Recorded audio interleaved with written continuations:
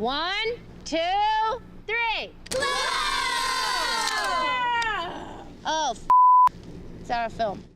All right, Murtz Jaffer here from Inside Pulse. I'm sitting here with Ellen Wong from GLOW. Ellen, how's it going? Good, how are you? Very good, very good. So, I actually used to be a wrestling writer, believe it or not, and so that's why this show spoke to me so much. Yeah, I went to like the Royal Rumble and WrestleMania, but I remember reading that you weren't really a big wrestling fan, so can you tell me sort of like what the attraction was to this script? Not that I wasn't a fan, I just didn't know about the wrestling world, so I didn't even get a chance to be a fan yet, I would say. And now I just am so impressed by the world of wrestling, you know, what wrestlers have to endure and go through to put on, you know, their shows. It's really, what I love about wrestling is that it's a world of story. If you have no story, you have nothing. There's no wrestling. And so as an actor, obviously that's the part that I gravitated to the most and understood the most. And also what I love about wrestling is the team sport of it, is that you cannot pull off a move without the other person in it with you. And in no other sort of sport that I've ever played does that exist, because it's you against another person, right? Or your team against this other team. Whereas in wrestling, you're all in it together. Whether you're playing like, you know, a villain or like the good guy, it's like, or girl in this case, it's all planned out and choreographed, and I love it so much. You're looking for unconventional women. Whatever the hell that means. Have they started yet? I don't know, I've actually never done one of these before. Hello, ladies. I'm Sam Sylvia, and this is GLOW. Sorry, what's GLOW? Gorgeous ladies of wrestling. Well, it's not porn. Does that sort of sense of cooperation and teamwork translate on set too? I know there's a lot of like women on set. Is it sort of like a team dynamic, especially in pulling off these moves that you have to pull off? For sure, there's a huge sort of team spirit and dynamism within the show, and there has to be, because we wouldn't be able to pull off these moves safely if there wasn't that feeling of us being a team together, because you need to be looking out for one another, and you need to trust that the other person is there when you fall, or you need to have, there really is so much trust in one another that it's allowed us to all sort of be so much closer and to feel so much more empowered by what we're doing, because we're doing it together. You play Fortune Cookie on the show, and I know you had a hand in sort of like developing her Cambodian-American background. Can you tell me a little bit more about that and why it was so important to you? I think it was so important for me to ask the writers if we could add the Cambodian background, because I believe, and it's true, that there is diversity within the Asian identity. And a lot of the times when you think Asian, there is that stereotype. And I'm playing her in the ring, Fortune Cookie, but you know, that's not what it means to be Asian. And so it was important for me to also have a background in there that we don't get to see a lot of in film and TV, and that it was also important for me because it's also part of my background, and I've never really been able to take something that is so personal to me and to use it in a role. So I felt a huge responsibility to my character to be able to sort of show the two opposing sides, and to be very different from, you know, who, you know, Jenny is not Fortune Cookie and Fortune Cookie is not Jenny. And that's very important to portray and to get across. How do you think Asian Americans are portrayed currently on TV? I don't feel like we're in a place of power. I feel like there is progress. In 2018, there is so much more for us to look at. When I think about what it was like for me growing up, there wasn't any, really. And I think that it is so important to see ourselves reflected on screen, because that's the reality of our world. I'm thinking about a study that I had read recently that was done by USC, and they sort of examined films over the span of a decade, I believe, and it was like 2007 to 2016, so about a decade.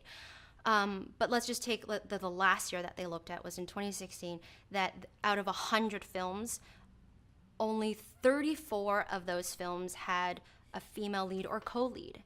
And out of the 34 of those films, I believe it was only 3 of them had a female lead or co-lead that was from an underrepresented minority group. And then I think it was 8 that was also females over the age of 45. That's just crazy. And then on top of that, the study was also saying that in that span of 10 years, that it has always been the same, that women have always been existing on I think it was like about 30% of films had women with speaking roles in them. And that's not the world, you know? It's time for that to change, and it's important to. And especially today, I feel like the immigrant story is so important. I feel like we're not understood, and we're all immigrants. We've all we've all come from some other place, or our parents have.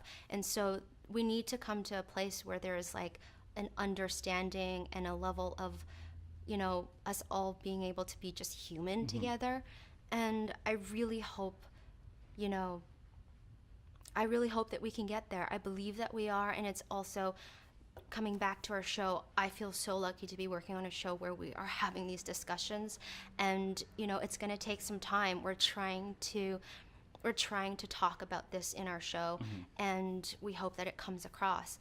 And I think having these daring discussions are so necessary, because when you don't have them, there's no change, and they're hard. It's hard to talk about. It's hard being transparent and to feel like you won't lose your job or lose any part of yourself by being honest. And so I just feel so lucky that I work for, Liz and Carly. They're the creators of our show. I go to them when I feel like I might be misrepresented, or that, my character wouldn't or shouldn't really say, this line. And we talk about these things, and that's so liberating. And it makes me feel like I have a voice when I've worked in an industry that has not always made me feel like I have that. One of the things that I think GLOW does really well is wrestling is sort of known for promoting stereotypes, and even that's sort of changing. It's evolving. They used to refer to them as divas, female wrestlers. Now they're actually superstars, the same as men. Why do you think that GLOW is so good at sort of like, it is stereotypes, like you play fortune cookie, but not really, because it almost like embraces that this is a stereotype within the scripts themselves? Because we're literally so outrageous in the ring, because these stereotypes are ridiculous. Like, they shouldn't be real life.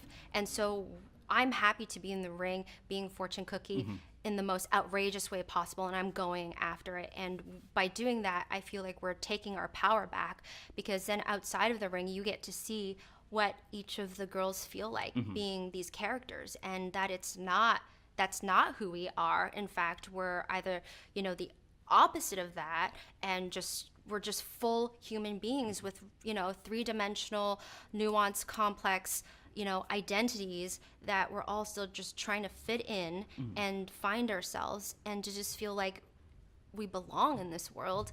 It's really interesting to be able to play that dichotomy.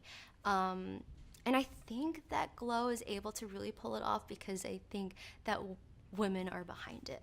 I truly feel that there is a sensitivity and vulnerability and complexity that exist in each of the characters, and in conveying those two worlds, because it's coming from the perspective of women. And it's not always, black or white. It's most of the time it's like in between, and it's all gray. And I think that's what we're trying to show with our series. People respect me here. We're empowered. We're the heroes. Most people call me a freak. What I put on, what I wear, it's not for you. It is for me.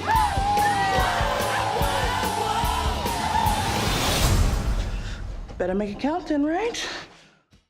There's a stark change sort of in the second season from the first. The first was sort of introducing the show. The second, I find that there are deeper storylines. You know, we sort of have Welfare Queen and her son. We have Ruth's new romance. We have Jenny and her new boyfriend. How does the second season differ from the first? I feel like in the second season, we're all much more comfortable with one another because at this point, we've gone through so much, like as you've seen in the first season, together. And now we're all roommates. We live together, and so there's this level of comfort that is already there. And with that, there's also a level of competition because we're all just trying to fight for a spot to be in the show because not every episode that we shoot in the series, like our characters in the series, we don't get to be in every episode, and Sam is making us sort of compete for it. And so there is definitely conflict that comes up from that, but then there are also personal issues that are coming up too. And through it all, we're still in the end coming together and making this show together. And I think that it's really nice to have this one goal that we're working on together. And it's about breaking down these walls. And my final question is this. You know, the show has a lot of heart. It really sort of speaks to you every episode. And I think that when I talk to guys that watch wrestling, they say the same thing. You know, yes, the action in the ring is one sort of element that they watch it for, but the personalities is what resonates with them. What makes this show so special for anyone who watches it? I feel like GLOW is so special because we allow ourselves to be vulnerable and to accept and be aware of the reality of what the world is truly like, and in our case, especially in Hollywood. I think that's so important, and a lot of the times we don't always feel strong when we're going about our day-to-day lives or going to work. And our show allows for time, despite being a comedy, and it's still so fun and hilarious, and these characters are all just so quirky and crazy and unique. It's like each person gets to celebrate themselves. Like, they're still learning to individually, but I think the show celebrates each person in such a, smart and special way. And so I think that that's why, and I hope that that's why people can relate to it, because you might be able to relate to any one of the characters, and it's not just this one girl.